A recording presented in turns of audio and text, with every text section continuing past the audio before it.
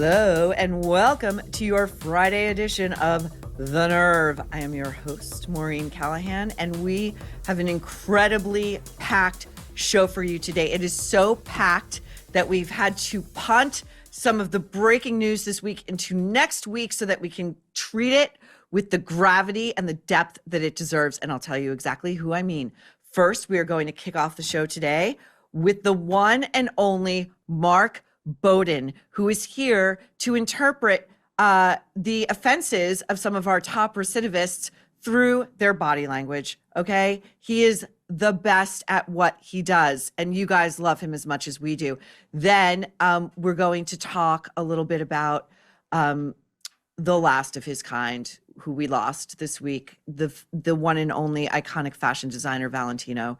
And I'm going to talk about why that loss really, really, really matters. We're also going to discuss the Oscar noms, which just were announced yesterday.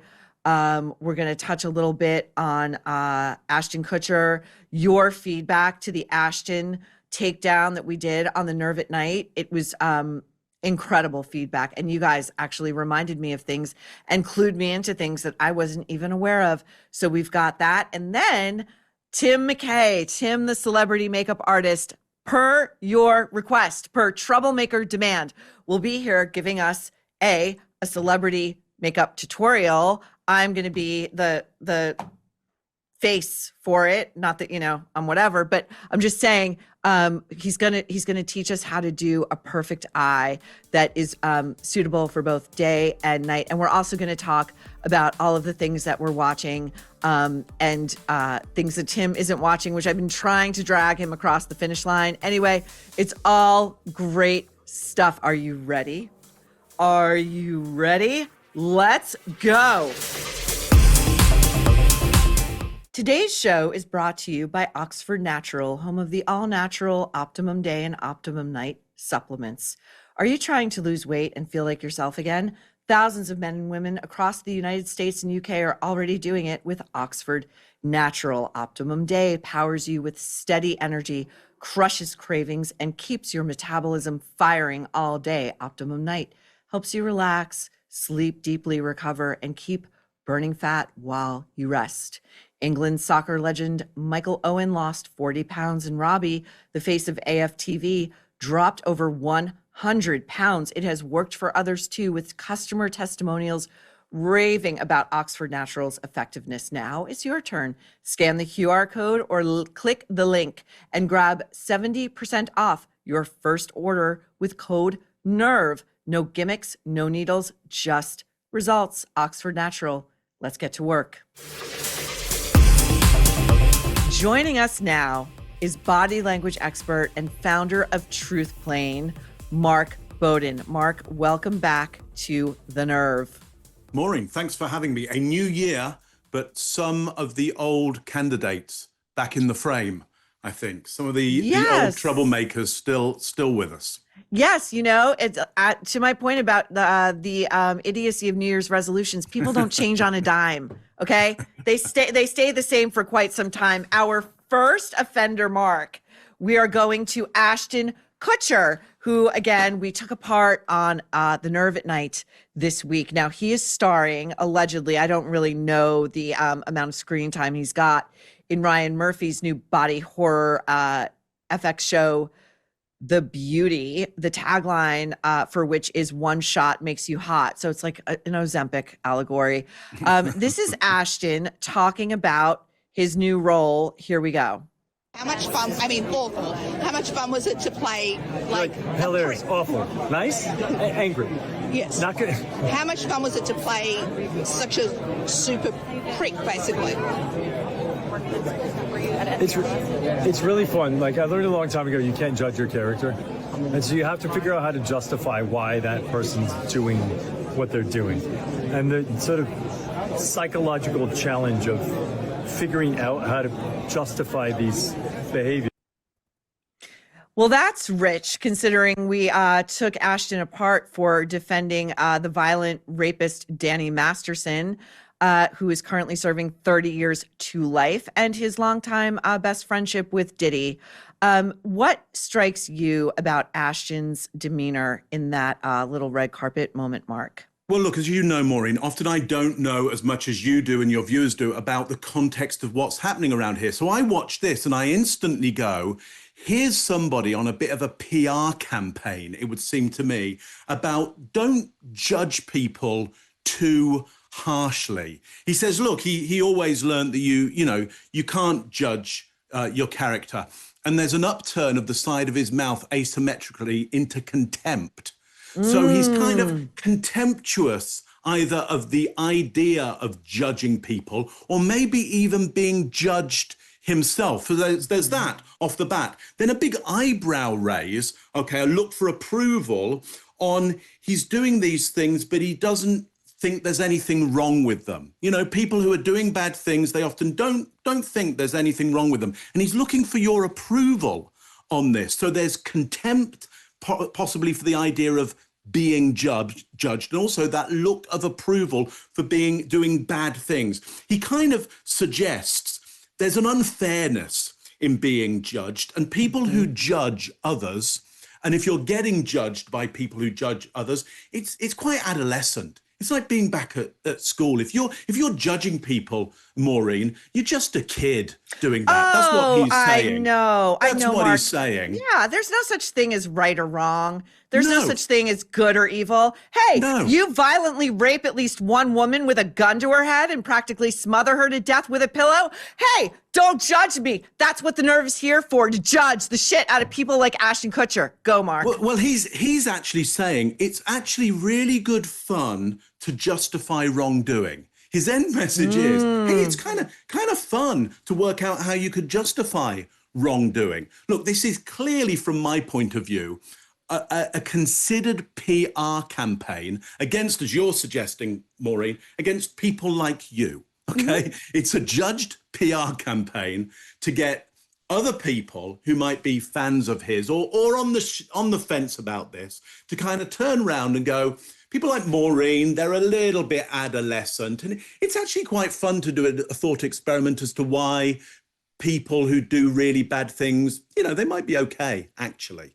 They might beat women in the elevator banks of hallways and drag them back to a sex lair by their hair to be forced to have sex with sex workers. But, hey, again, I'm the problem. I'm the real problem. Right, exactly. The court system is the real problem. Oh, by the way, Mark, what struck me most about that as he was sort of spinning this answer to nowhere, he made it a point to bring his left hand into the frame like this and keep flashing his wedding ring. I'm a good guy. I'm a family man. Love it. I love the things you pick up on. Some of the things, that's the great thing about nonverbal communication, body language, is there's so much in there. Some of the stuff I'll pick up on, some of the stuff you'll pick up on, some of the stuff your viewers will pick up on and go, hang on, what does this mean? So look, there's a lot in there. Go back, watch it again and see what you pick up.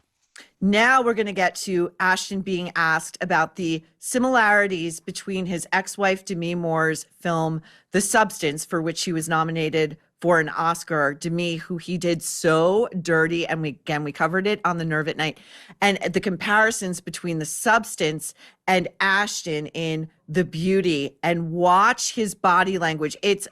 Actors shock me because you think like they would be the most dialed into their body language and their comportment, but often they are not. Let's take a look. There's early comparisons to The Substance. Do you see that? One, Demi's performance, obviously she got extraordinary accolades. I'm so proud of her. She killed it. Mark.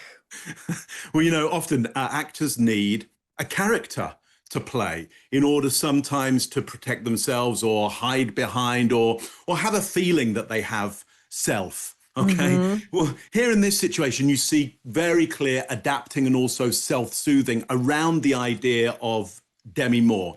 So he's uncomfortable around this idea of talking about her. And notice in the tone of his voice, okay, he speeds up. He very quickly gets through that accolade part of it and this, giving her high status, and very quickly also runs out of energy for it. You notice how his kind of words just kind of run out of energy at the end and just kind of peter off like. Yes. Yeah. So very nervous around it, very anxious around it, very quick to get it over with, and very soon to run out of energy for any support of his, I guess it's his Ex-wife. partner, ex-wife. Yeah.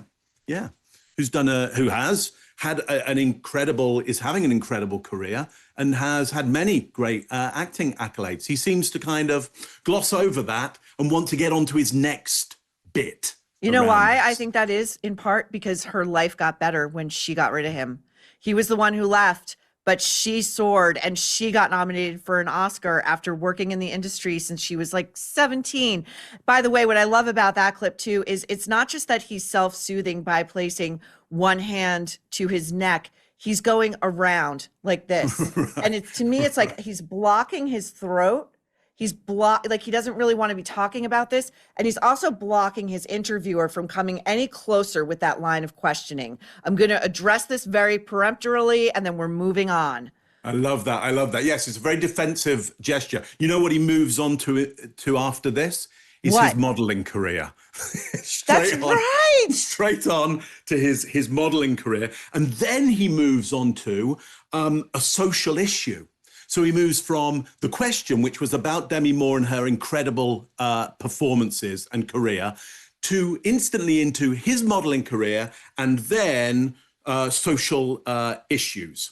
So a great swerve away from talking about his ex-wife there. Oh my God. If those talking points don't tell you everything. Remember, I was a model. I was a professional himbo, but I'm also smart. So, and I have compassion, even though I've defended these reprobates, and let's talk social issues. Who better?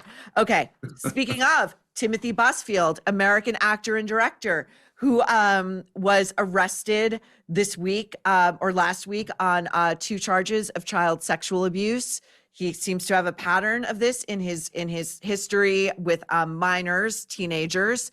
And his lawyer seems to have gotten this incredible video, Mark. This video, Busfield seemed to have filmed it himself before he turned himself in. He was missing for 5 days. Neither the media nor apparently law enforcement knew where he was. He recorded this video himself and then he gave it to TMZ. Okay, it did not seem to be a strategically shrewd move. It seems his lawyer has scrubbed it from the internet, but the Nerve found it and into the archives it goes at Nerve HQ. Let's take a look. And then Mark, you tell me what you see. Lovely. Front these lies. They're horrible. They're all lies. And I did not do anything to those little boys. And I'm going to fight it. I'm going to fight it with a great team. Really interesting. Okay, do you see how he's kind of side on to us here? He's looking down the lens. So he's from an entertainment background, as you're describing. So he understands that he needs to contact the lens, but his face is facing away. He doesn't kind of want to be there. I did not, he says, rather than I didn't, which is a contraction. I don't like it when these statements are non-contracted, okay? I did not rather than I didn't. He's under a lot of stress here. Well, of course, he's being accused of something, so he is going to be under a lot of stress. But there isn't here, I think, the anger that we would expect from somebody who's been accused of a horrible crime, a horrible crime. You know, if you accused me of that crime, I would look straight down the camera at you. I would get incredibly angry at you. And I would say, you come at me because I will absolutely defend this. And I'm I will coming destroy to get you. I will destroy you for making such a heinous allegation against me when I am innocent. To your point about the contractions, Mark, can you expand upon that a little bit? Yeah. Well, I could say I will not expand upon that. Which sounds very kind of lawyerish, doesn't it? You know, I will not, or I could say, look, I won't do that. I won't do that. One is way more direct. The other is a little more indirect in the language. I will not, I did not, you know, instead of I won't, I didn't. Yeah. The innocent will tend to contract more because they want to get to their meaning. They want to get to the point, okay? The people who are guilty will seem to spend a lot more time trying to get to the point and will never really get to the point. And the point here is, if he's been wrongly accused of a horrific crime, the point is, as you say, I'm coming to get everybody who accuses me of that, and they will suffer the consequences of wrongly accusing me. I guarantee that. That's what we should hear from somebody innocent, I would suggest. And, you know, even just watching your facial expressions as you're modeling that, what that response would look like, and me saying mine would be, I'll destroy you. I'll effing destroy you. He is on that balcony, and much like Ashton Kutcher on the red carpet, his eyebrows are raised in a kind, like his head tilts down, the eyebrows go up. It's a kind of supplicant expression, like, you believe me, right? I'm a likable guy, right? You like me. Instead of, like, I would imagine the eyebrows would be they would be lowered. That, you know, you would be angry and like making that eye contact, not just with the camera, but with your viewer, with the audience at home. Anger is, the head is straight on, the chin goes down, okay? The eyebrows come in, the top lip tightens, and it's very, very focused directly at the audience. Here, it's more oblique. And look at that lovely background. I mean, it was hard to watch him because there seemed to be such a gorgeous background, you know. Oh, it's all sunshine. It's all great. We're having a great time at the Holiday Inn Express before we turn ourselves in to law enforcement. I would be like, I'm turning my phone on right now. I don't care where I am. I'm looking down that phone, okay? I'm telling everybody that this didn't happen. And anybody who says it does, they will be sued in court to within an inch of the money that they have. Okay, I would, yeah. Yes, and in his tone as well. You know what this really reminds me of, Mark? The Sean Diddy Combs self-recorded video after the Cassie video was published by CNN. And it's like the tone of the voice was like, yeah, you know, I've done some bad things. Again, it wasn't anger at being accused of being a wife beater. It was just like, I'm just looking to save my reputation here. And can't we all just like agree to disagree? Yeah, it's all too considered, all too considered. Also notice the gestures as well. When somebody's angry, they'll tend to come up here to what I call the passion plane. They'll tend to be up in their chest area. He's a little bit lower. He's purposely being considered. He wants to come across as authentic, truthful, calm, assertive, but again, still oblique with the head. There's a mismatch there. I don't like the look of this at all. I agree with you completely. Now on to a bombshell story that broke this week. The Beckham family feud. Brooklyn Beckham taking to Instagram to disown his family and to say that they've just been mean to his wife, Nicola. We pulled a couple of just incredible body language examples from red carpets. Oh, this is so awkward. This is Victoria and Nicola, and then Nicola in between Victoria and Brooklyn, who is now waving, it seems, other members of the family in. I can't tell, Mark, what do you make of this? Okay, now they're mirroring their body language. I love this because this is Victoria Beckham's her son's wife. Is that accurate? Yes, that's Brooklyn's wife. Yeah. Okay, so this is son's wife as handbag. So it's a satchel, as over the shoulder luggage device. You're so right. She's literally like, look at what I've got hanging over my shoulder here. It's one of the things I would call a trophy signal. Yes. We often find it with people who will, you know, they'll be photographed with somebody and they'll put their hands around their neck, or they'll put their hand right around their neck. It's like, look what I own. This is an ownership signal. I can quite understand why there may have been some issues within the family, because this is not great behavior when photographed, I would say. No, and what strikes me too is the way Victoria is clutching Nicola's wrist. You know, it feels very, I am in control here. And when I choose to let you go, I mean, what a metaphor. When I choose to let you go, you'll be gone. Right, I'm dragging you around right now. Right. You'll just fall on the pavement behind me and I'll just walk on. Exactly. Yeah, you're not a decent enough handbag that I would actually, you know, clutch you here. I'm going to kind of hold on to the tips of your fingers. And if you slip away, well, whatever. Doesn't really and matter. even the pose, you know, Victoria's basically got her back to Nicola, Right. and she's not making any eye contact with her. You know, it's sort of like you're an afterthought in terms of accessories, really. Yeah, absolutely. I would check out how she holds a Birkin bag, and then check out how she's holding her daughter-in-law. Yeah, she And probably note the carries the difference Birkin between- with a lot more consideration and carefulness. A lot more consideration, I would think. Yeah. Yes. Okay, here's to another one, which is incredible. Would you look at this? Yeah. Victoria is in all white, and she's refusing to even acknowledge Brooklyn or Nicola. Brooklyn is again in the middle, but her body is fully torqued away, and Brooklyn's trying, it seems, and she keeps moving herself. Yeah, she doesn't want Oh. to be there. She doesn't want to be. Oh. She doesn't want to be there anymore. I can see from the way that that she's breathing, that she's trying to hold back a very strong emotion. I think she's probably been crying. Victoria? Okay? No. Nicola? Nicola. Yeah, I think Nicola's probably been crying, or she's about to, because she's trying. You see in her breath, she's trying to hold that. Oh, I missed emotion. that. Yeah, my she eyes doesn't were all wanna- on Victoria. Yeah, she doesn't want to be there at all. The Victoria's son is adapting and trying to soothe himself around that. He knows that it's not good what's going on here. You know, she does manage a smile at the end. The daughter-in-law does manage a smile at the end when her name is called.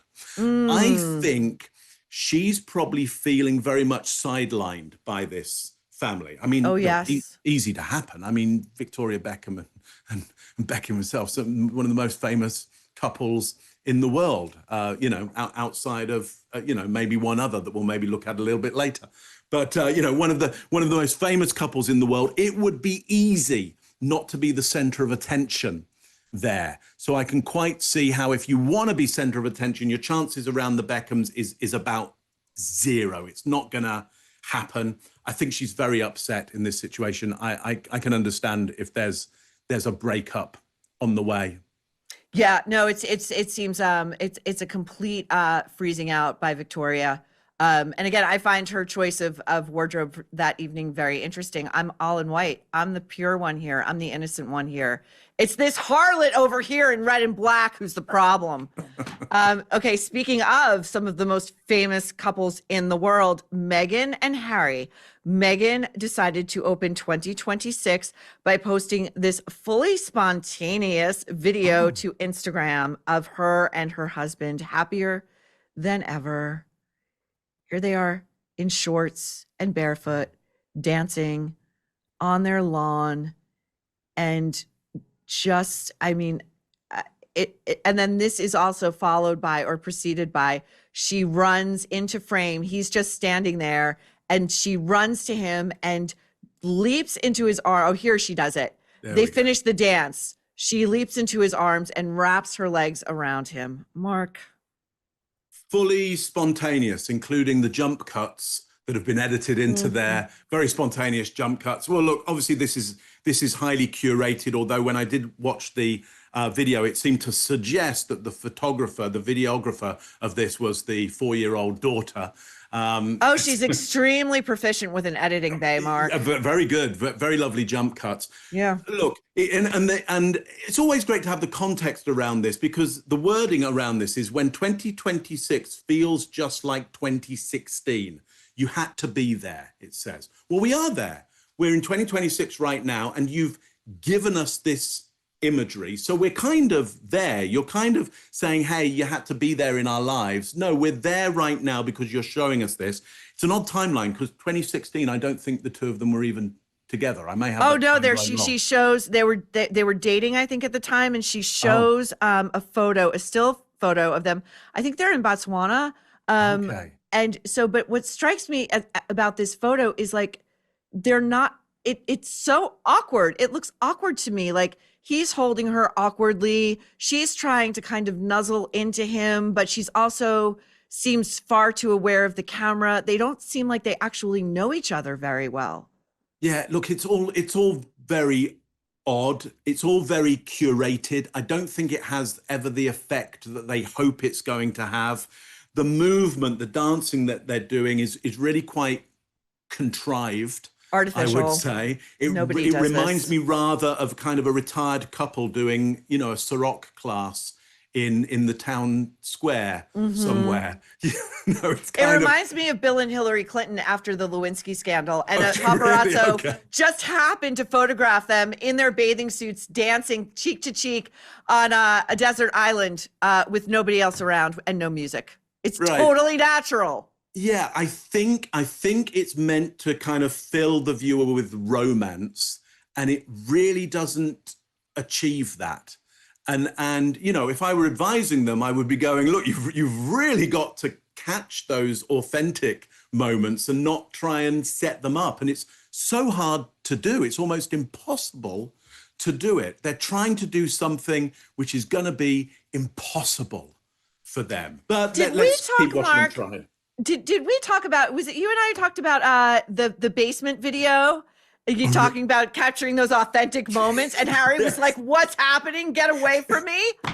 Yeah, well, it's exactly that. It's impossible for them to capture those authentic moments because it has to be an accident. It has to be somebody else capturing it. You can't set these things up.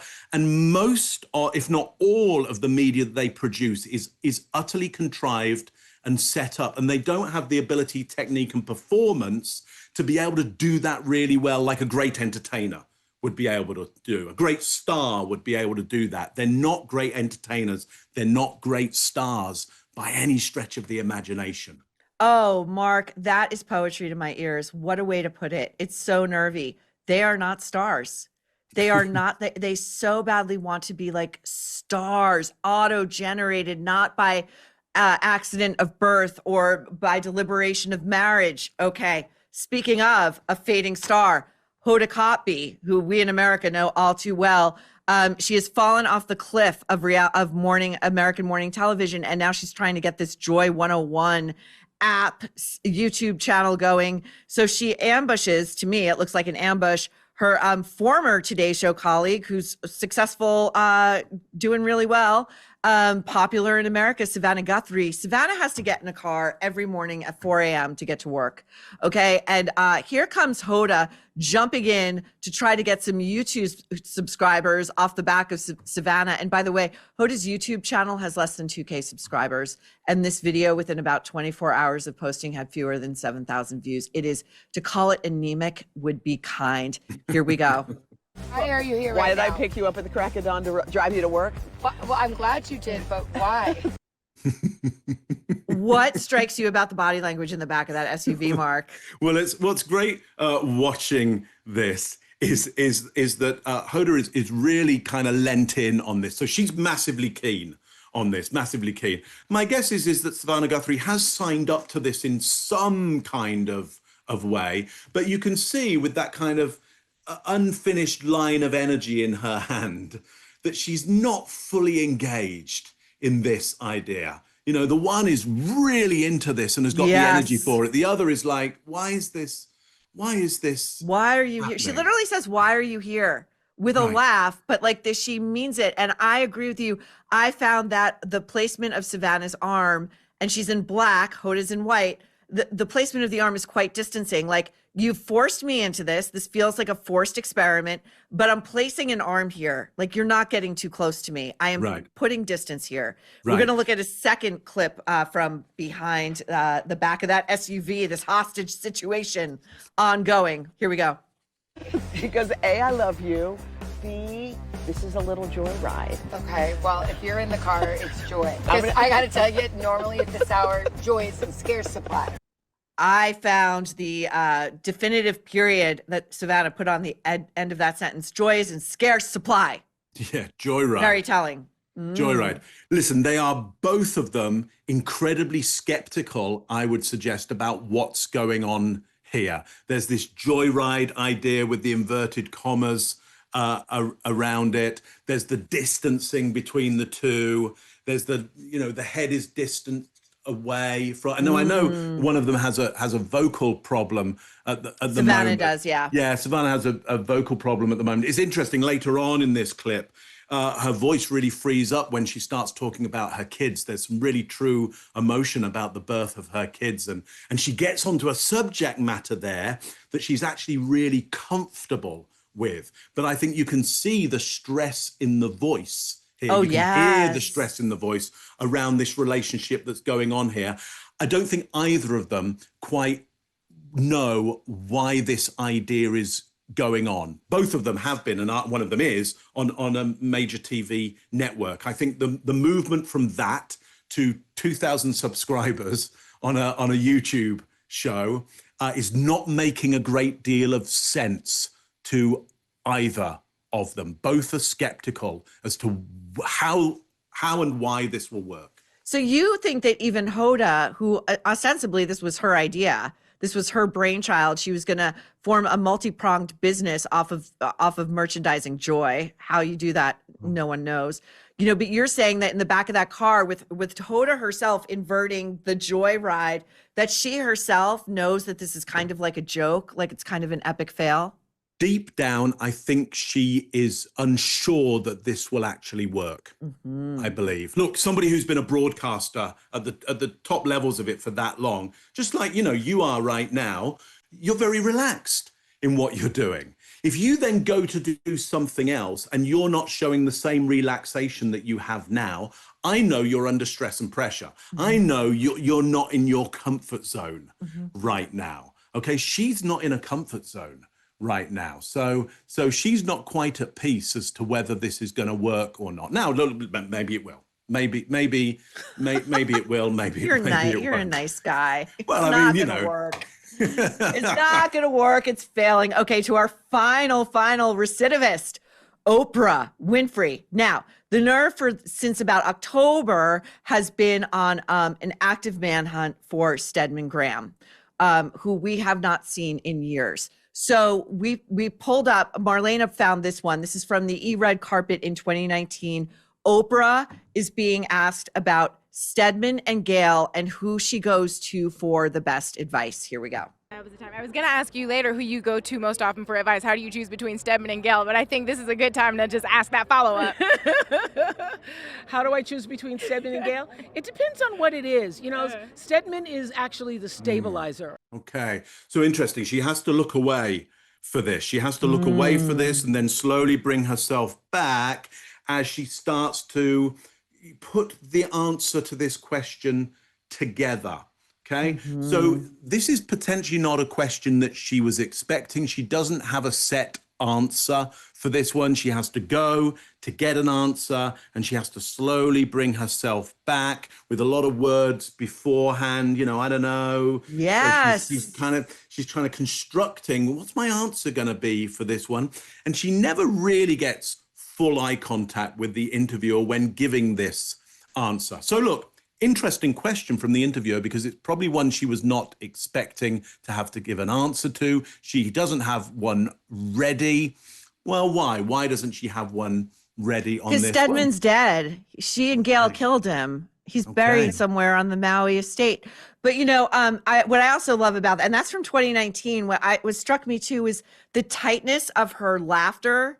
It's almost like her jaw is like it's so tight because she can't believe she's been ambushed with this question and she's trying to make it funny to conceal her anger and rage at this. Yeah, then look how, listen, I'm glad you mentioned that. Listen how the laughter goes up at the end, okay? It goes pitching up, which means the laughter isn't necessarily a release of lots of tension. And then she'd give her answer, hey, really funny question, releasing the tension around that. Here's my answer to this. I've got my answer ready. No, the laughter has even more tension in it as she has to look away and construct the answer. So lots of tension around. Mark, that this. observation is so incredibly insightful because as you're talking, I'm thinking to myself, you're right.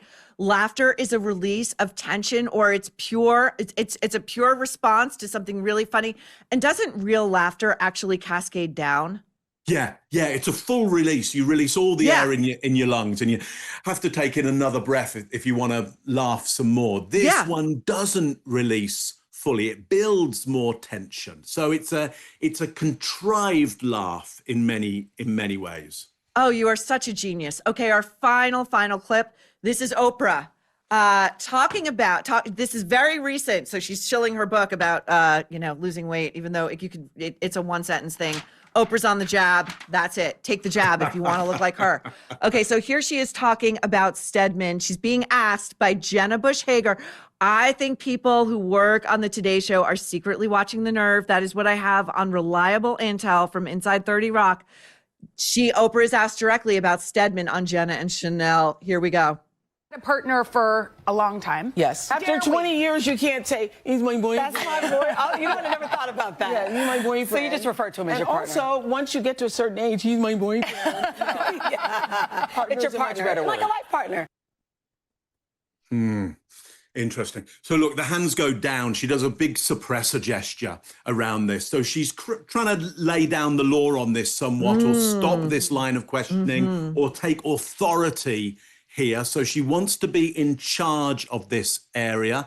And then from the interviewer, she quickly takes it out to the audience or to the crew or whoever else is out there, wherever she thinks she can contact the public better and move this message more out to the public rather than through the avatar of the interviewer there. So she wants this message to be controlled, and she wants this one to go directly out to the public in some way and not have any intermediary of the media between her message and the viewer. That's what I'd take from that. What did you see there? Well, to pick up on exactly what you're saying, I agree with you. And I also think that tactic is to sort of diffuse the question, like to make it diffuse, not to diffuse like a bomb, but diffuse, to sort of make it like aerosolized, right? And I'm going to sprinkle this out over the entire set, because to answer that question to Jenna one-on-one, it's too personal now. Now we're having even if we don't know each other very well, we're looking at each other, we're talking to each other. You asked me about someone who is supposed to be the primary person in my life. This is a personal exchange now, right? What do you call your, like, she's not doing it. She refuses to engage. That's what I took. Great call on that. I like that. Well, Mark, we love having you. We love having you so much. Thank you for sharing your thoughts on these recidivists at The Nerve. And if you haven't already, check out Mark on YouTube. This is the Behavior Panel must subscribe. Mark Bowden's own page on YouTube must subscribe. He is a genius.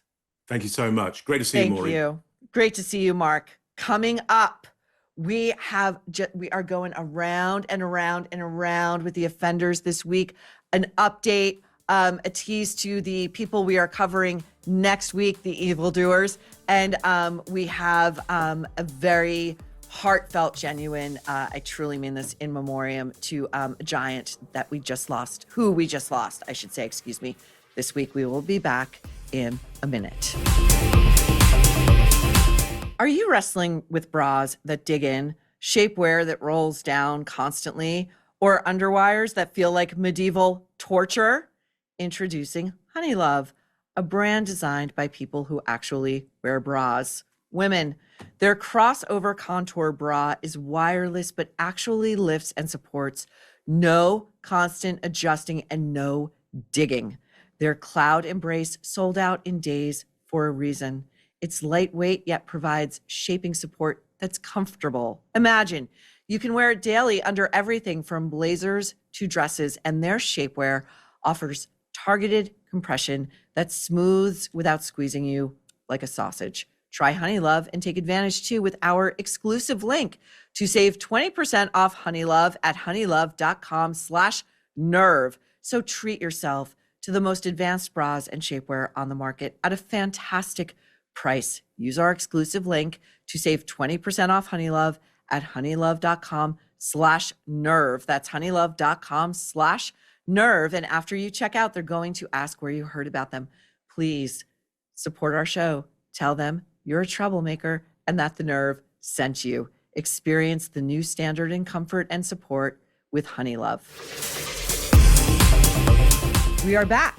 Now, before we get into your feedback, the best part of any Nerve, I wanted to take a moment to note the passing of the iconic designer Valentino, who died this week at age 93. Valentino, with his passing, goes a breed that has now fully vanished. It's extinct. And that is the visionary designer who shapes the way women dress, the way women think about themselves, who is an advocate for, in an intellectual, philosophical, emotional way, beauty and glamour. I just want to read a little bit about him. He was actually this is the front page of the New York Times style section on Thursday, full page photo of him. And again, these are the kinds of designers who they were their own branding. You know, think of a Karl Lagerfeld, think of an Armani who just died last year. We did a very similar, we made a similar observation rather when he passed away, that, you know, they're disappearing and we will not see the likes of them again. Fashion is now, you know, it's corporations, it's companies, it's the LVMHs of the world, and they just buy these houses up and they shuffle designers around, and they're disposable, they're interchangeable, and they are not meant to ever exceed in stature the brand itself. They are guns for hire. That's it. Valentino, his funeral is going to be held today in Rome. He was in state. He was lying in state for 2 days at his company headquarters. I mean, it goes to show you, you know, when a nation stops and recognizes, as Italy has, the passing of someone like this who contributed so much to the culture. He really he dressed in Hollywood. He dressed Elizabeth Taylor, Sophia Loren, Audrey Hepburn, until she then began working with Givenchy, and those two were like this. He designed Jacqueline Kennedy's wedding dress when she remarried in 1968, when she remarried Aristotle Onassis and scandalized the world. And I write about this in Ask Not, you know, what she chose to wear as her bridal gown. And it was a Valentino. It was a slightly above the knee dress with a white bow in her hair. And it was a deliberate choice. I write that she kind of looked like a wayward communicant, you know, like a wayward Catholic girl, because, you know, she'd been denounced by the Pope. He said, oh, and he also, at the Oscars, he dressed, Julia Roberts wore a vintage Valentino the year she won for Erin Brockovich. Everyone knew she was going to win. And if you look at that dress, it is one of a kind. Cate Blanchett wore Valentino when she won her Oscar, I believe, for The Aviator. She was in a really beautiful butter gown with like this crimson sash, and it was just stunning. He said in 2007, he's like Karl Lagerfeld in this way, like the bitchiest kind of snob that you kind of really do want to hear from when a culture gets just too sloppy. He said, "I only like beautiful things." I love that. Who doesn't love beautiful things? He also said this in 2007, and this is before COVID made it acceptable as remains, to really my own shock and horror, and I'm sure many of you troublemakers feel the same way.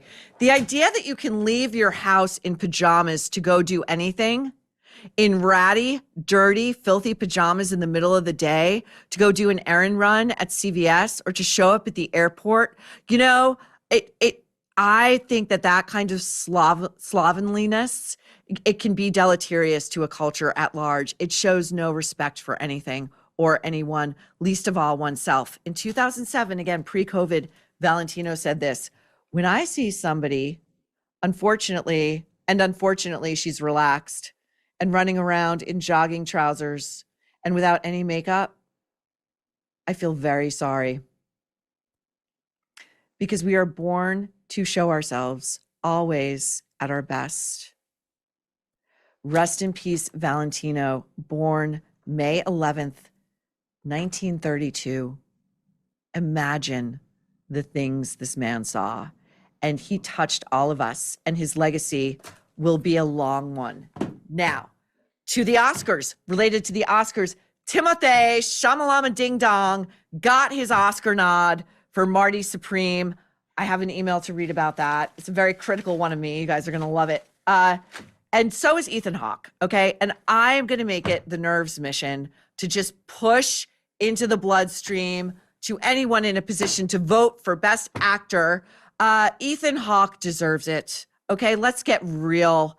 Timothy is the bought and paid for puppet of one Kris Jenner. And, you know, it seems as though she has been buying up all of the awards. And Timothy sat on a balcony recently and said, hey, give it to me because I'm producing some top level shit. What about Ethan Hawke, who's been working forever and whose work in Blue Moon is sublime, okay?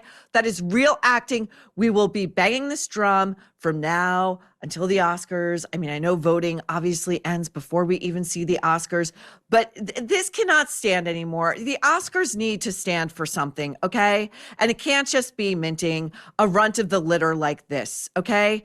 Give it to Ethan Hawke, who has earned it well and truly. Now, on to Ashton Kutcher. Again, this is going to be a long thread that we're going to keep pulling at the nerve because I fucking hate this guy, okay? And I want bad things for him because I think he's a bad guy and I think he's a dark force in the culture and he's got it coming. He's been skating way too effing long.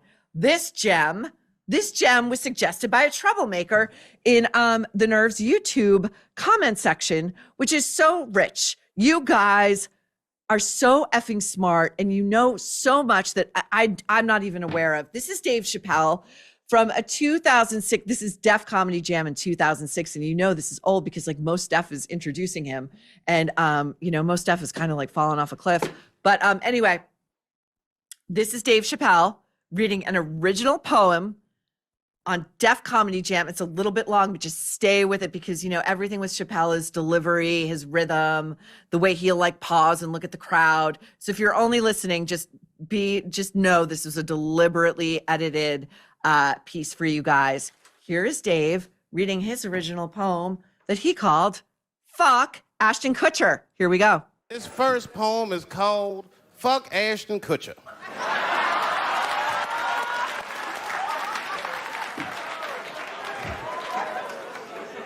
Fuck Ashton Kutcher, the public image butcher. His shows are hit and I can't stand that shit.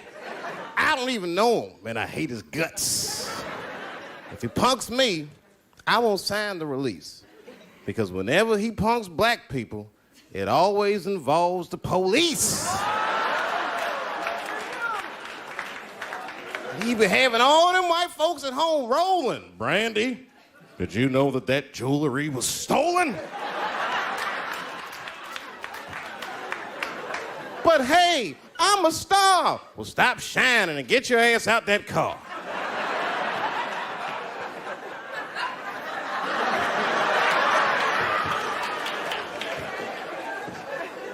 Now, he wouldn't like it if me and my friends, just before dawn, busted his house with some ski mask on, put a gun in his mouth, and turned on the lights, and just when he screams, I'll yell out, "Psych!"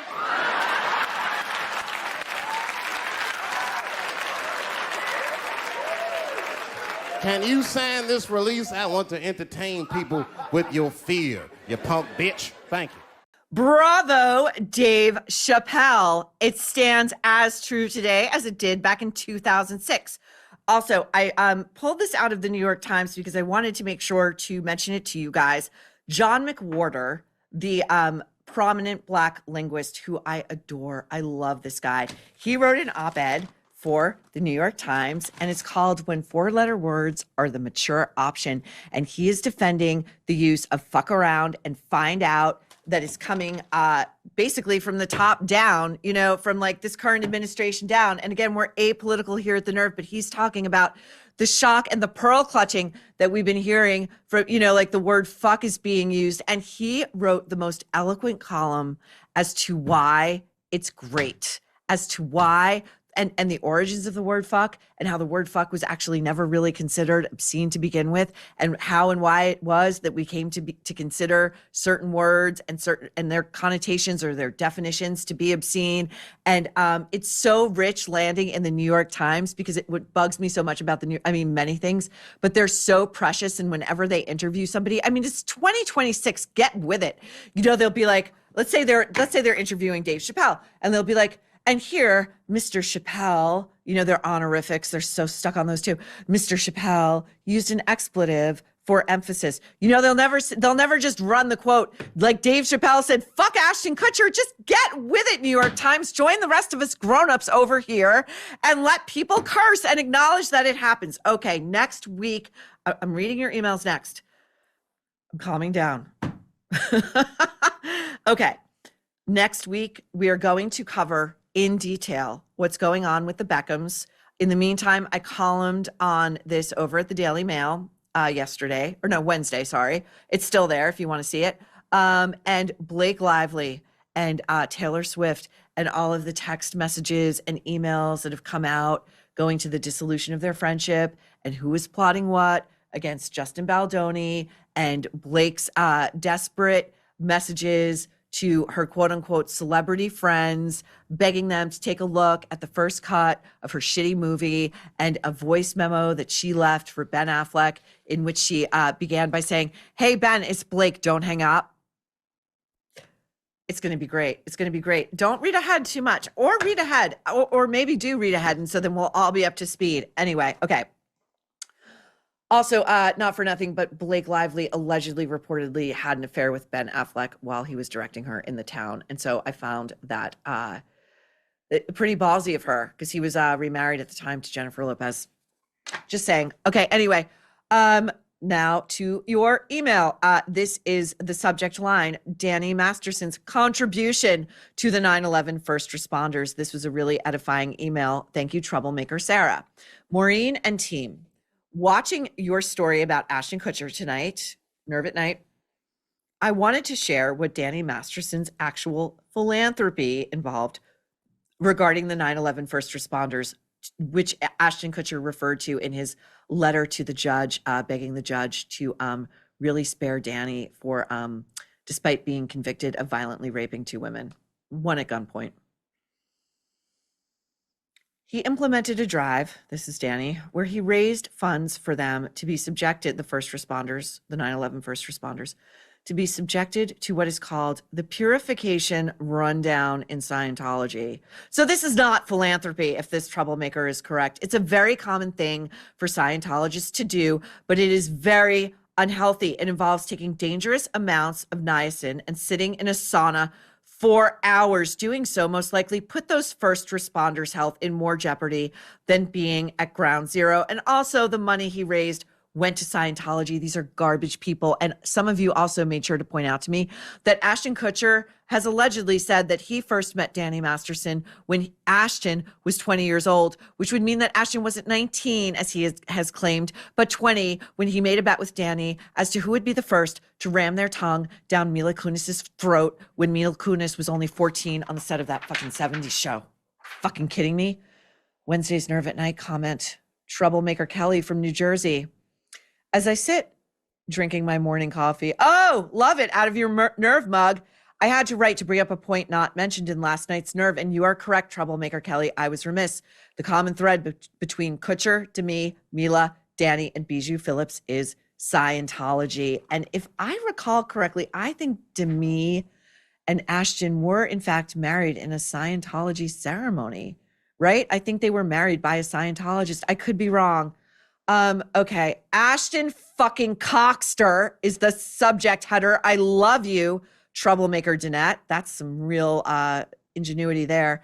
Ashton and his wife were on a show talking about how infrequently they bathe their children. They had some kind of stupid pit, spits, holes, inanity that creeped me out. Sounds about right. Hi, Maureen, vis-a-vis Diddy.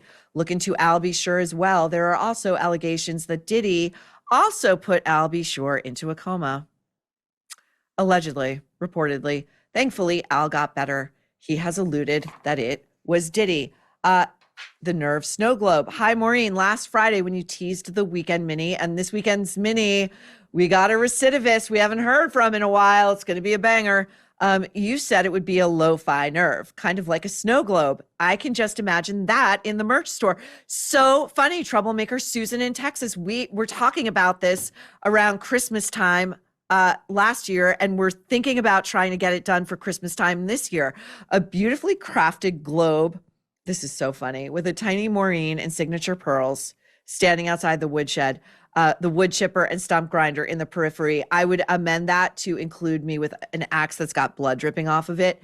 And then perhaps Rob, Bill, and Tim lurking about as well. It would be fabulous. I think so too.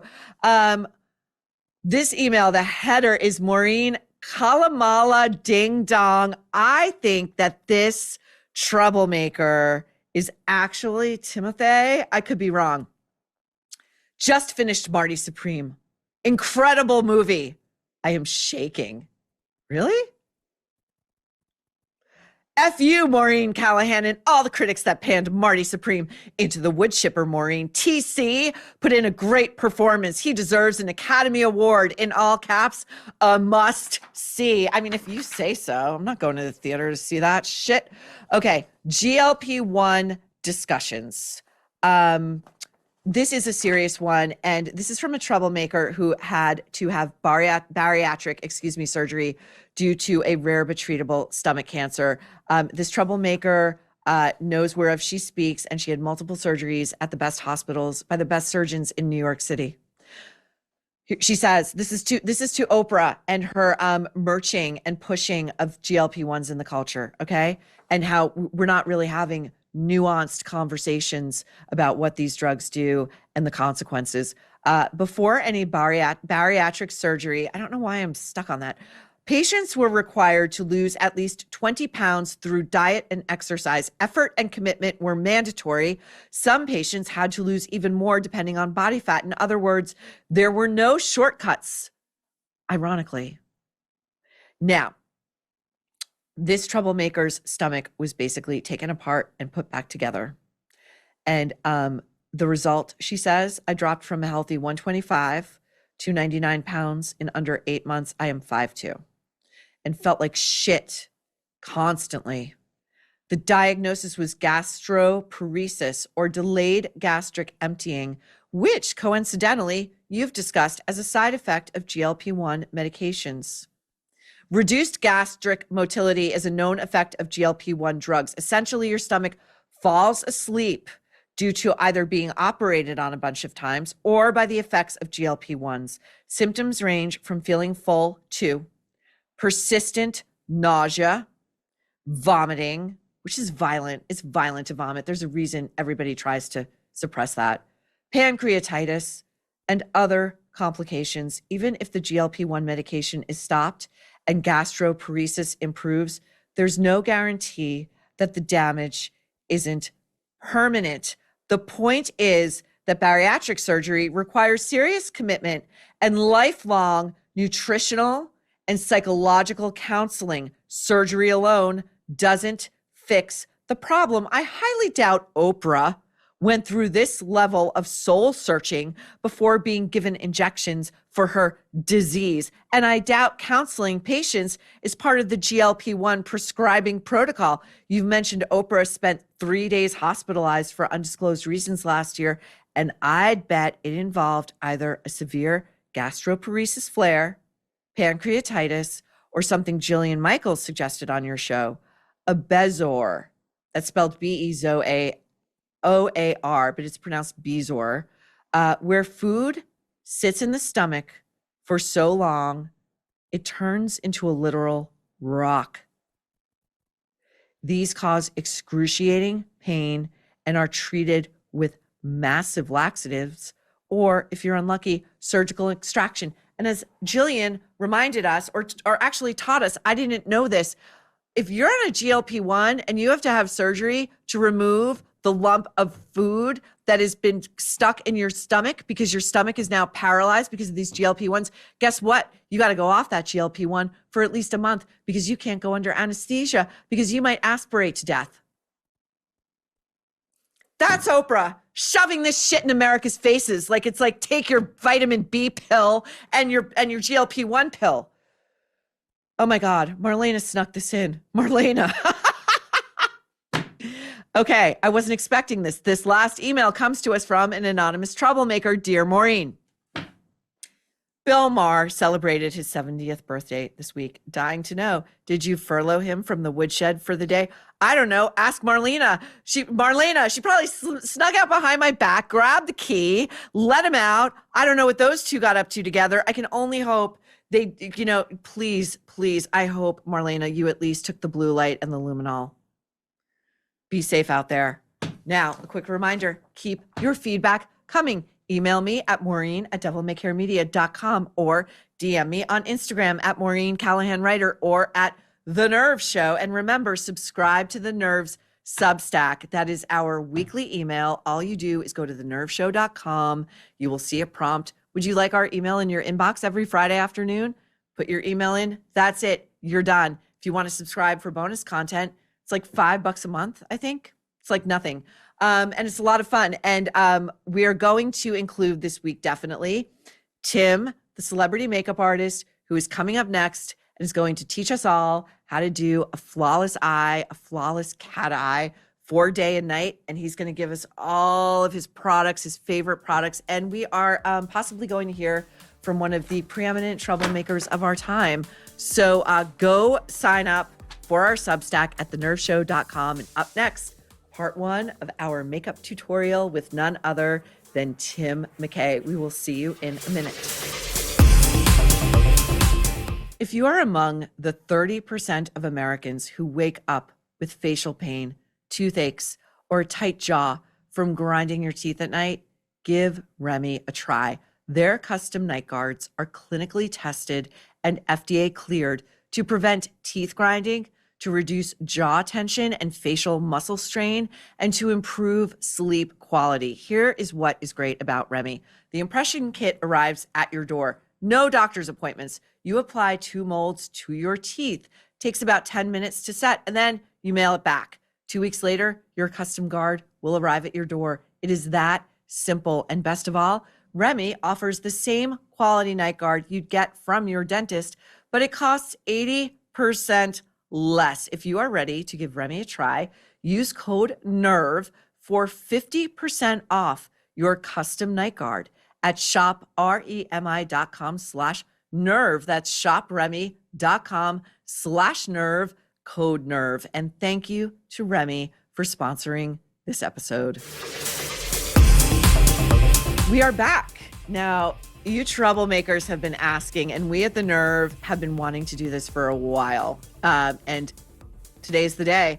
Tim McKay is going to give us all a makeup tutorial. And for those of you straight guys who otherwise identify as Mo Bros out there who think this might be time to tune out, Tim and I are also going to talk some pop culture. We're going to talk about movies, TV, The Pit, why he's having trouble latching onto it, my issues with the hair and makeup. We're going to talk the Oscar noms. So, and you might actually learn something for, the woman in your life, maybe what to go get her over at Sephora or online if you don't want to be seen shopping at Sephora, because I know you guys are all really manly men who enjoy lots of hot heterosexual sex. So not to worry. Now, today, as I was getting ready for the show, Tim, we did my makeup. We did my makeup like up to 85%, 90%, and we left one eye bare so that Tim could build this look on my eye from the ground up and show you all how he does what he does and how he works his magic. He's so smart and just so lovely. And so here we go. Look at my eyes, right? One eye is done. No, this eye is not done. The other eye is done. Tim is going to give us an eye makeup tutorial, how to get a really nice, like winged cat eye using some of my favorite eyeliner, and then how to get this very subtle, glittery, glowy, but clean eye that goes with a red lip. This will be the first in a series of tutorials if you guys like this as much as we do. And Tim and I are also going to shoot the breeze about all of the movies, TV that we've been watching. The Oscar noms just came out yesterday. We have a lot to say about all of that. So here we go. Tim, Maureen, welcome thanks for back, having me. as always. I'm so excited. We've been wanting to do this for so long. So yes. Here we go. So we're going to make this really easy. Granted, it's different because I'm doing it on you, not doing it on yourself. But always start when you're doing your eyeshadow. This is my absolute favorite eyeshadow primer. This is gonna make sure that your eyeshadow doesn't crease and it doesn't like all like mesh together, especially if you wear eye creams and skincare. That's gonna break down eye makeup really, really fast. Good to know. So always start with an eye base, and this is my absolute favorite one. This is the P. Louise eyeshadow base. It comes with all different shades. So it's like you can get your perfect skin tone, and it creates an opaque layer, so that way you don't see veins, you don't see discoloration on the lid, you just see a nice nude base, and that's perfect. Look how huge this is. This is so cheap. I think this was like 10 bucks. I don't even know, but it's amazing. It's from England. We will be actually compiling a list for Substack. So if you're not, taking notes, you can just go onto our Substack and you'll find everything that Tim is using on me. So this goes right on with a brush. We can use your finger, but you'll see that this gives just a really beautiful nude base. Oh yeah, and Maureen, I can give you a little mirror so you can take a little Oh, that's at cute. it. Okay, great. Well, I trust you. You know how much I trust you. Yeah. And why apply it with a brush and not your finger? Just so that it gives a little bit more evened out coverage. I feel like wherever you place your finger, you get a little bit, like most of the product goes in that spot. So with a brush, I can really diffuse that product out all over. And I'll even have you look down to the right so I can get right into this tear duct, or over this way, our left, sorry. Our left over here. And how do you do that if you're applying on your own? Because it can be hard, like you're looking in the mirror, applying your makeup. I think doing it on yourself, pretend this is the mirror, I would say tilt your head back at yourself, and you can do your eyeshadow like this. You can, close your eye a little bit. You can look Okay, over get in there and get in the inside, and you can really like do the detail, but I would say it's better than closing your eye totally, because then that scrunches up everything. Yes. So you want to kind of like leave it stretched. Okay, and, great. And apply that way. Great. Now I'm going to go in with some eyeshadows. This is a really easy look, but I think it's the eyeliner that makes the impact. Mm-hmm. So let's go in with some neutral base eyeshadows. This is just a normal cream matte color. This is going to set the eyeshadow primer and also just give us a nice nude base to work on. Tim, when you're buying your eyeshadow, how do you know what formulation to buy? You're saying this is creamy, but I know there's, the Chanel quads that I love so much and that you love so much. They're baked. Yes. Like, what does that mean? So and you're using Tarte right now? Yes, on me? Okay. I'm using Tarte because they had an event where I got to actually make my own palette. So this is like a ton of wow. shadows. Yeah, they had me come. It was so great. And I like a variety of matte and shimmers. And especially this is a great palette for when I do your makeup for TV, because matte is really good to take away complete shine and texture, and shimmer is going to obviously bring out. Whereas a baked shadow, like Chanel, the ones I told you about, those are great for every day because that's going to give you more of a skin texture. So matte might be a little too dry for every day. Shimmer might be a little too shimmery for every day, whereas a baked shadow is going to give you the nice in-between, that satin finish, where is it skin, or is it just, or is it makeup, or is it the way the light's hitting her? Interesting. And the baked too, those Chanel quads, they last all day. Like they really don't fade. They don't budge. They don't smear. They're incredible. Now you use on me stuff that I would never think to use, that I never thought I could ever pull off. Like you'll use like a sort of glimmery shadow mixed with like a matte. Let's say you have a special event, right? It's a big day for you. It's a wedding, it's a graduation, it's a birthday. How do you recommend women do their eyeshadow, both to be, everyone's recording on their iPhones, for camera, for still photography? What do you want to do? For a wedding, you're asking? Well, for like a special event, right? Where you're going to be photographed. You need it like for every day, for real life, but you also need to photograph beautifully. Like, what do you recommend? Do you do a little bit extra? Yes. Typically? Okay. So I would say for that situation, I always do a little bit extra makeup, because you think about, for photographs, you're going to lose about 30% of the makeup you're wearing. Oh, really? That's like the good general rule. So I would say always go about 30% more than what you would normally wear. For whenever you have like a special event, or you'll be having photographs taken, I would always do about 30%. And I just want to explain what I'm doing here really quick, because I'm using a particular brush. When we're doing a crease like this, the first color that I did was a neutral like skin tone color. It's called a transition shade. So I did that first on Maureen. I'm going to turn your head this way a little. And you can see that was that first color I did. Close your eye. You can see there was like a transition back and forth. This is going to make everything in the crease blending a little bit easier, so that we see that her eyelid stands out, but it's not going to give us too dramatic of a crease. Like this dark color I'm adding now, I'm not going to bring all the way in. I'm just leaving on the outer part of the eye, so that when her eyes open, you see a little depth out there, but you're not seeing a dark, smoky eye. because we don't want to compete too much with the red lip. Right. So I'm going back with a brush with no product on it. This is just a fluffy brush. This is called dry brushing. And this is what you do when you want to just diffuse everything. You just go blend over it with no product. And then to brighten everything up, my last step that I like to do is to go in with the shimmers.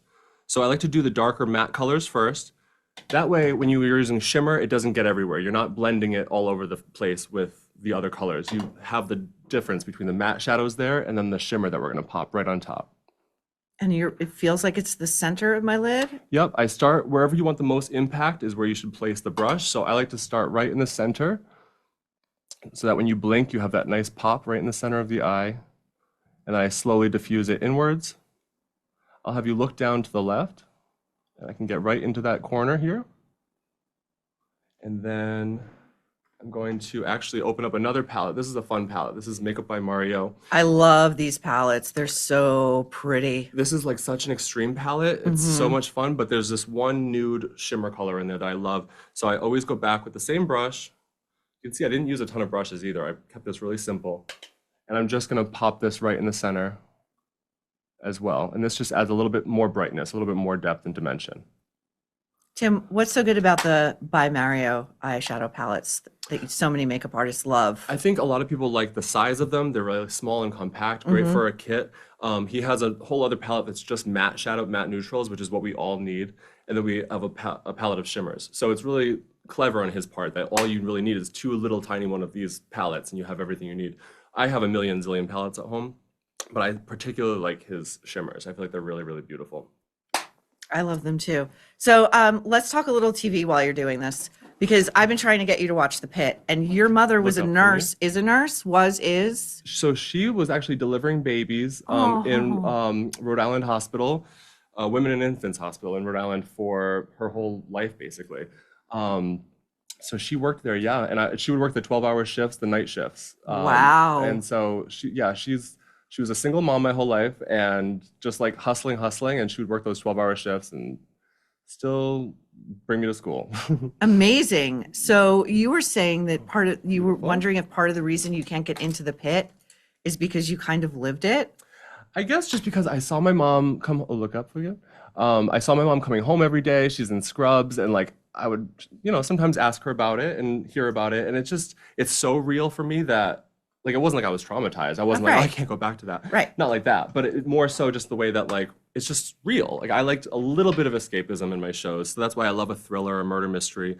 The Pit was awesome. I mean, it's very well done. The special effects, everything is beautiful in the show. It's a little too real. I mean, I like a little bit more escapism in my show. Okay, before we get back to The Pit, yes, I have this at home and I've been using it forever. This is the Bobbi Brown black eyeliner, long wear gel eyeliner. This is espresso ink. Yeah, it's actually espresso brown. Oh, your pot's almost fully empty. Yeah. Look at that. I use this on her all the time. I love it. I love it too. Talk to them about how you're gonna, draw this line on the lid. So what I started with on the bottom, I like to start at the bottom first because I'm going to use that to connect my top line. But I used the Charlotte Tilbury Rock and Coal brown eyeliner, Barbarella brown. I literally placed it in the outer corner and then used a brush to blend it in. Instead of taking the pencil all the way in, that's going to be just too dramatic. I literally just placed it there and then I used the brush to blend it in. So you have a nice shadow under your eye now. Oh, okay, I like that. Too dark. And then I'm going to actually have you now look down to the left so I can get that inner tear duct.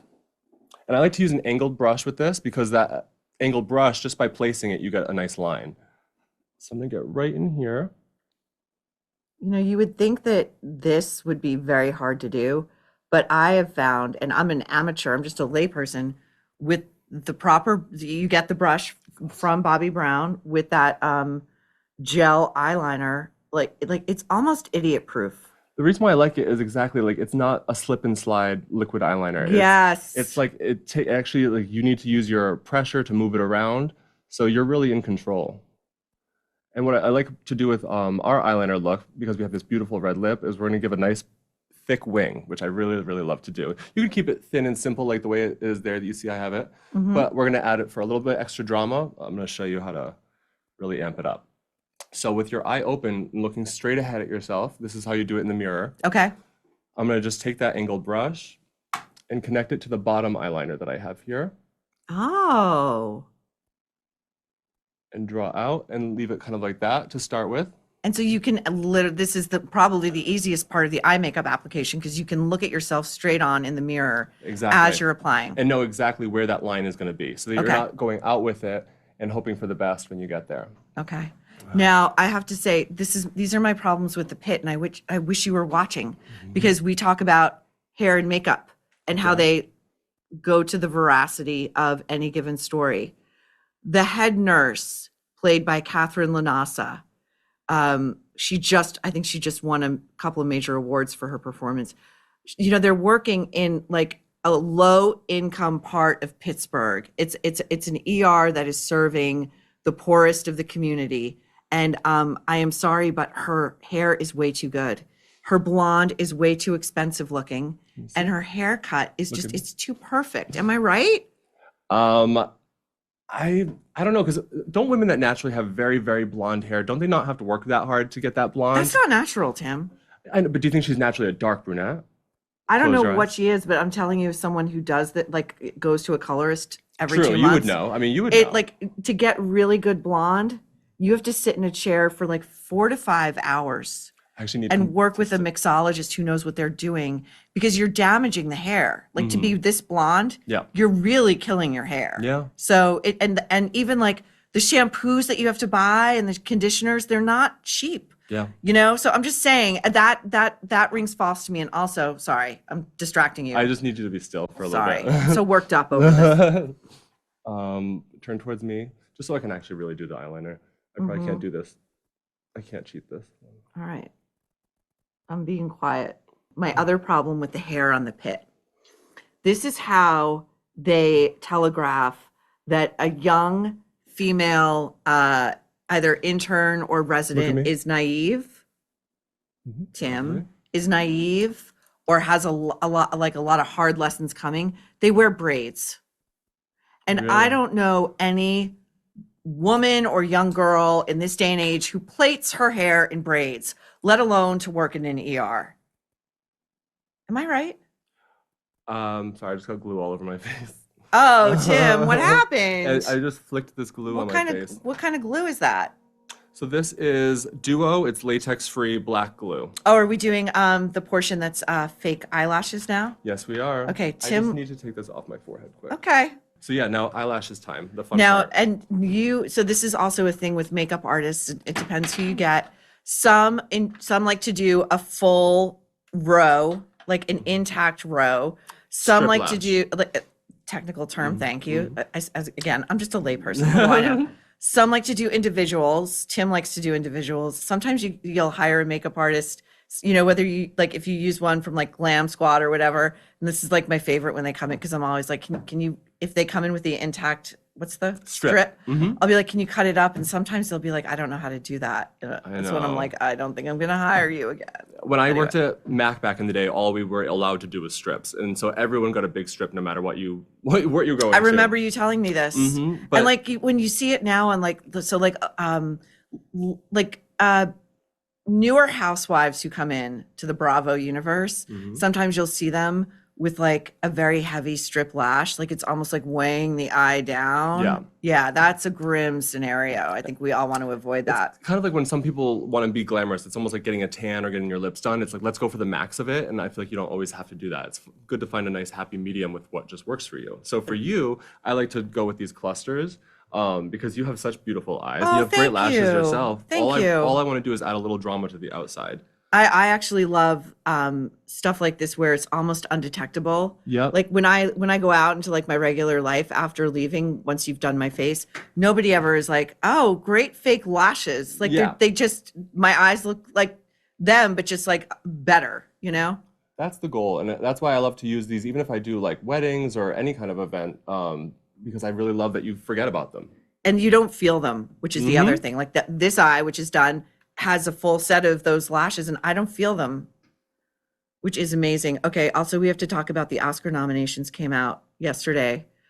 Oh, and that show The Beauty came out yesterday too. Oh, you told me you watched The Beauty. So I actually watched The Beauty really quick and it's very Ryan Murphy. It's very like I don't know if it's going to offend some people, actually. Like, it might be Well, a little he's always offensive. looking to offend, so, you know. It might be a little bit, but I'm most offended by the fact that he gave Ashton Kutcher work. yeah. So Go watch our most recent Nerve at Night. Ashton Kutcher is in like 2 minutes of the first episode, and he literally has like one line, and it's a little cringe. Like, I felt bad. I was like, oh, he was just. You feel bad for him? Because he just turned around and he's just like, I'm a bad guy. Like, pretty much. Like, Oh, that's well, like, I can get with that. I can get with him telling us exactly who he is. And I can get with Ryan Murphy saying, hey, everybody out there, you're right.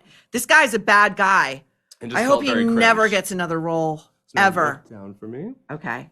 I'm gonna go in with some mascara. I like to do mascara after we do the fake lashes. Why is that? So that way I can push your real lashes up into the fake ones. Oh, okay. So it it's sort blends of, them all it's a together. binding agent a little bit. Yeah. I like that. You know, the inevitable happened, Tim. Timothy Shamalama Ding Dong Ping Pong For the Oscars. got nominated Best Actor. I'm not surprised. Well, since he won the Globe, right? Listen, I'm pushing for an upset, and we're going to do everything here at the Nerve to push Ethan Hawke for Best Actor into the bloodstream. Have you seen Blue Moon yet? I haven't, You must. but I have to. We were just talking about before we started this part of the show. Tim is 6'6" in real life. I'm like 5'7". He's 6'6". So to frame us up together is a tricky proposition. And we initially brought in like a lower chair. And Tim came up to here on me. And I was like, oh my God, it's like Ethan Hawke and Blue Moon. Like, you're really a big guy, but they like built the bar up to here. And Tim's like, please, sir. Right? Okay, sorry. Back to the mascara. Back to the mascara. I think we're just about gotten it all on there.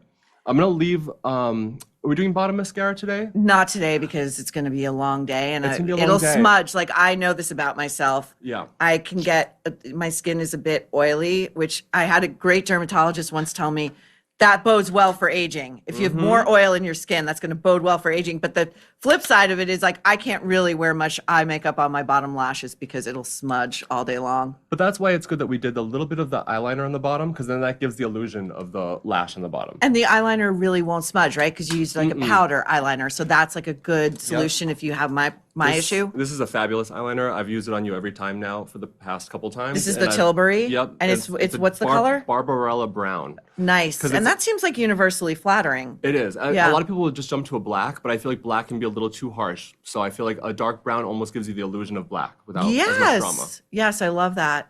And Tim, this is basically like a 5-minute eye, except for Yep. us, like, you know, Jibber talking jabber. about Yes. TV and movies all day. Yeah, that's it. Tim, this is the artistry that is Tim McKay, the celebrity makeup artist and Thank our you. all over, like, just basically pop culture connoisseur. Yeah. And we'll be putting all of these products on our Substack with little tips from Tim, like additional tips that we couldn't squeeze into today's segment. And I think this is way better. I think the Today Show could take note. You know, Marlene is right over here off camera, but, you know, we got to drop in the, I don't know if we were working together at that time, but when Leslie Bibb encouraged Jenna Bush Hager into her bob, her Oh my God, quote yes. unquote, you can bleep me if you need to, what Chris McMillan, who's Jen Aniston's stylist, calls the cunty bob from the White Lotus. And Leslie's there going, Marlene, you should be cheering me on. You're such a badass. Come on, let's do it. You're the coolest. Yay! We did it. We did it. So amazing. Thanks, Marlena. Thanks for Thank giving you. us our flowers. And that does it. That does it for our Friday edition of The Nerve. But come back and see us tomorrow for the mini. That drops on YouTube. Remember, the minis only live on YouTube for now at 10 a.m. Eastern on Saturdays. And this one, again, it's one of those things where, you know, Marlena and I were going back and forth about, you know, what the mini would be. And then on Wednesday night, this showed up in my algorithm, and I texted Marlena at like 10 p.m. and I said, mini? And she said, yes. And so it's here. We know it's baked. It just came out fully baked. It, like, you know, we do believe the forces are with us. The forces are with us. So be sure to meet us over there tomorrow morning at the Cool Kids table. And if you haven't already, check out our Substack at thenerveshow.com. Be sure to subscribe, plus Nerve merch. Grab something for yourself or pick something up for a fellow troublemaker at shopthenerve.com. You can also listen to The Nerve every Monday, Wednesday, and Friday at 9 a.m. Eastern on Megan's podcast playlist, which you can find on SiriusXM channel 111, the Megyn Kelly channel. We will see you tomorrow for the mini, and then again next week right here at The Nerve, where you will never guess what we're about to say next.